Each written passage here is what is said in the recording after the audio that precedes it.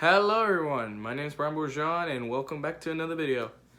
In today's video, I'm gonna talk about last night's Daytona 500. And boy was it a wild race filled with great racing, strategy, and comers and goers, and chaos at the end, which is the norm now for super speedways. So, let's talk about it. But before I get into it, I'd like to thank all of you for checking out my most recent video last night. It's gone over 8,000 views. It's amazing. It's incredible. So thank you all for watching that video. It means a lot to me. And I hope you guys enjoy this video. Please like and subscribe as well, which would mean a lot to me. So let's talk about it. 2024 Daytona 500.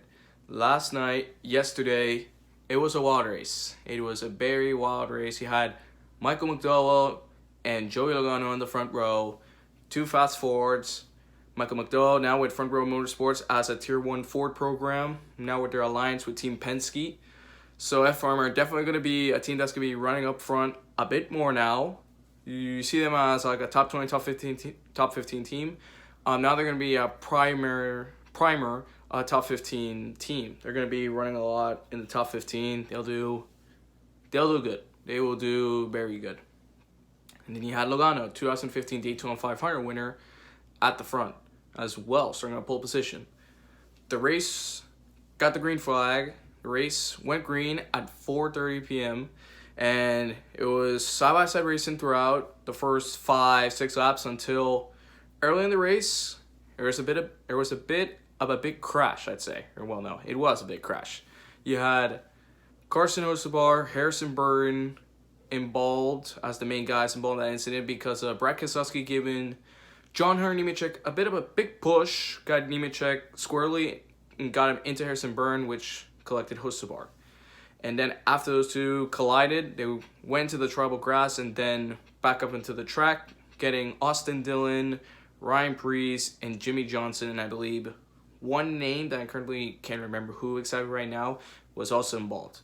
A big crash to start the race, but that would be one of really few crashes. There weren't that many incidents in the Daytona 500, which is kind of been the norm for the super speedways nowadays. Like, there isn't that many big crashes, a lot of cautions. Again, the Daytona 500, yesterday's Daytona 500 only had 5 cautions, which is the lowest number for cautions in a Daytona 500 in a long time. So imagine, like, you had that first crash, then the second one for stage, the third one for stage, the fourth one for the big one, and the fifth one that came very late in the race. So yeah, it was a wild race, but in kind of a clean way. They were in kind of a clean way. I mean, there weren't that many cautions. There were some crashes, but they didn't have that many cautions. It flowed really well. As for stage one was a weird stage because there was a lot of like strategy, fuel saving wise, because you had the pack, basically the front pack, saving fuel going 175 miles per hour when AJ Allmendinger by himself was going faster than the front pack. He was going at 180 miles per hour when the pack was going at like 175 for first stage. Really weird. But it's kind of the product right now of super speedway racing, which the main factor is fuel saving. You have to save fuel. I believe also the drivers were told that before the race started, the pace laps, they were told to save fuel. So yeah, some drivers have expressed a bit of a dislike about that, of saving fuel, basically going highway speed instead of going all out. So I do personally agree with the drivers that maybe there should be some tweaks to the package. But the package does produce great racing, so, I mean, we'll see. See what NASCAR can do. But stage one went well. It was clean, it was interesting, and it was won by Chase Elliott. Chase Elliott won stage one ahead of Kyle Larson. It was a fun stage. Stage two was pretty good as well. It was a good stage, fun racing. It was good. Again, Daytona produced, in my opinion, one of the best Daytona 500s in the next-gen era. Because the racing was fantastic. You had a lot of 3-wide racing. You had a lot of side-by-side racing. You had good amount of lead changes. I believe there was over 40 lead changes in this year's Daytona 500, which is really good. Really, really solid. And the Stage 2 winner was Ryan Blaney.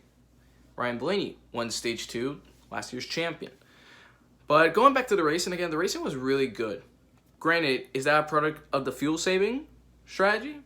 Perhaps, because now everyone's going 100% throttle. But, I mean, give or take, I mean, depends. If you like it, based off the eye test, the pack racing, then no complaints. If you prefer like the technical, the way the drivers are, how they're handling inside the car, then maybe you may not be 100% of a fan of it. But I mean, it produces really good racing at the end of the day. And also, at the end of the day, super speedways, they're kind of based off what the eyes see. So, a lot of people thought it was good racing. A majority thought it was good racing. I personally liked it too. Again, I really liked the Daytona 500, this year's Daytona 500. It was good, it was fun, it was interesting with the strategy. Not that many cautions. Granted, there was some chaos at the end, but that's how super speedways go nowadays. So, yeah, it was, in my opinion, a complete package for me. Granted, the finish wasn't very exciting. We'll get to that in a bit, but that's how it goes. Not every super speedway will have an insanely good finish. So, yeah, like, it won't have an insanely good finish like last year at Talladega when Blaney just beat Kevin Harvick last year. So, yeah, not every super speedway race is going to be like that. But now, Stage 3. This is where things got really good. We had a combination of amazing racing, 3 wide, times maybe even 4 wide, strategy, a lot of things happened in Stage 3. But,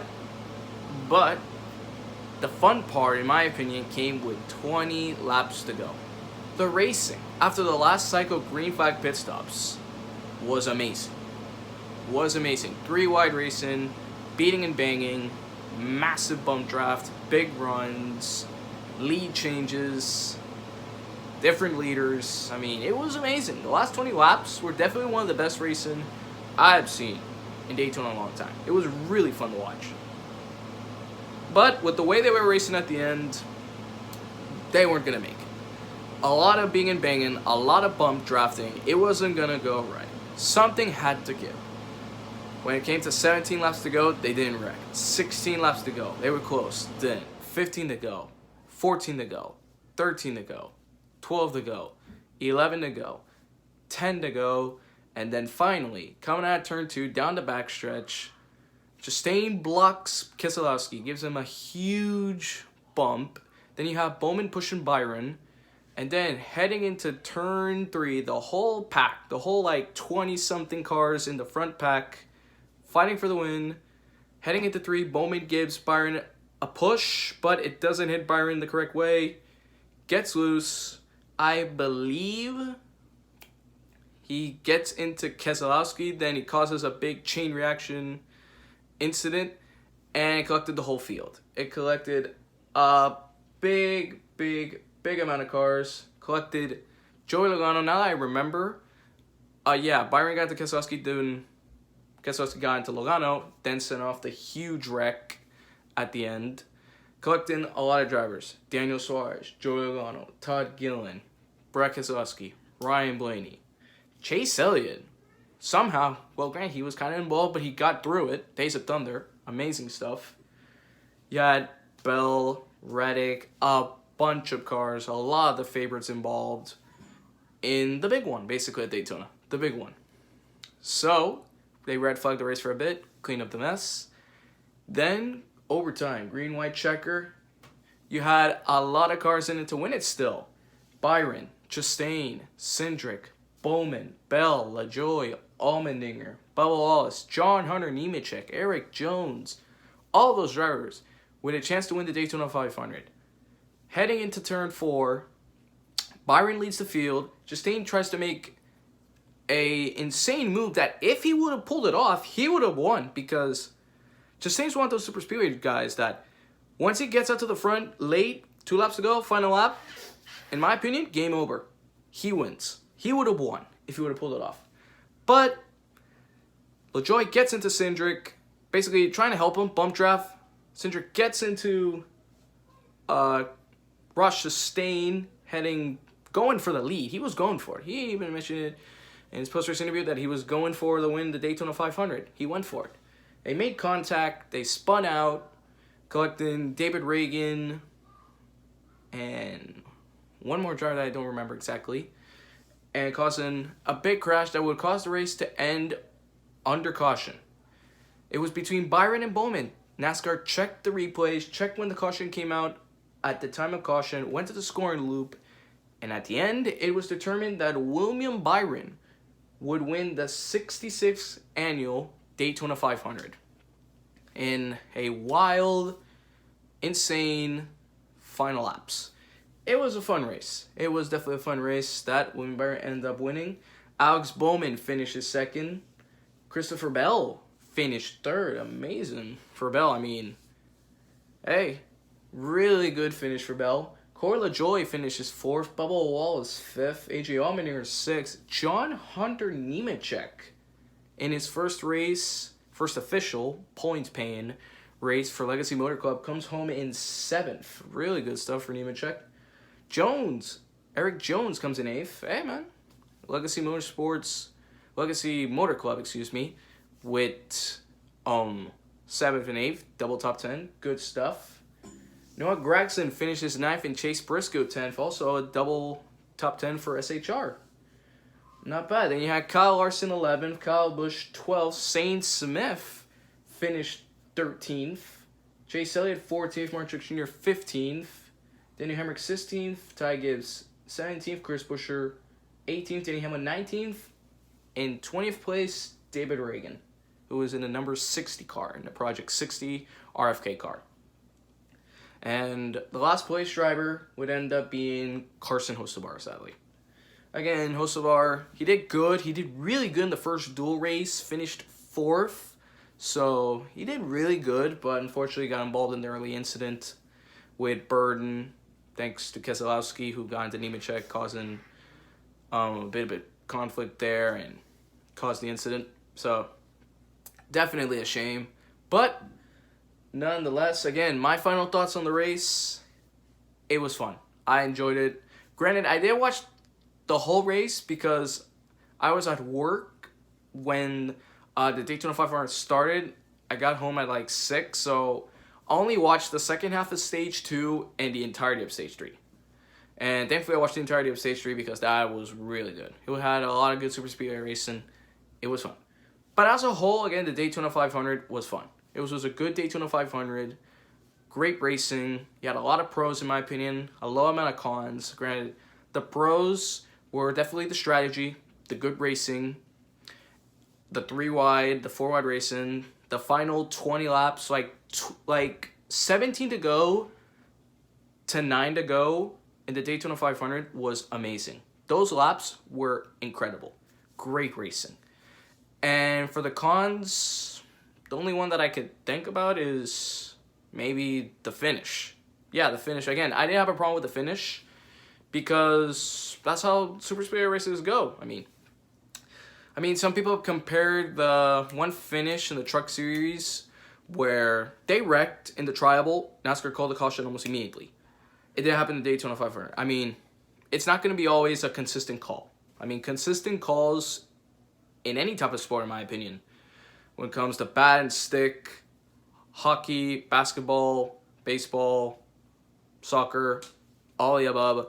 I mean, there's not going to be consistent calls, mate. It's not going to happen. If we lived in a perfect world, yeah, but it's not going to happen all the time. So that's the only con, in my opinion. The rest was good. I saw on Twitter one guy say that basically the con was the big one. That was a head scratcher because the big one is something normal in super speedway racing and NASCAR. It's going to happen. And the times it doesn't happen, well, a miracle. Everyone brought their A game.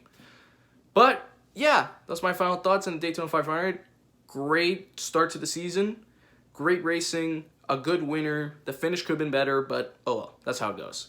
I'd give it like an 8.9, 9 out of 10. Good race. Really, really good race. Great start to the season. Definitely looking forward to Atlanta this weekend, Should be a fun race. Another super speedway. Well, granted, for the teams, it may not be the best news to hear. Especially for the trucks. There's only like 32 entries for the Truck Series. this weekend at Atlanta, because the small teams can't really afford back-to-back weekends with a lot amount of damage. I think a team owner, I believe it was Josh Rome, said the damage for like all their trucks costing over $100,000, which that hurts. So yeah, some teams really can't afford lots of damage, lots of crashes, because it'll hurt the team. They'll basically go to the ground, no money. So yeah, you can understand why. But head back into the main topic again. The Daytona 500. The Daytona 500 was really good, great racing. I enjoyed it. I enjoyed it a lot. So yeah, thank you guys all for watching. Please like and subscribe, as it mean a lot to me. And I will see you all this weekend for Atlanta Motor Speedway. Bye bye.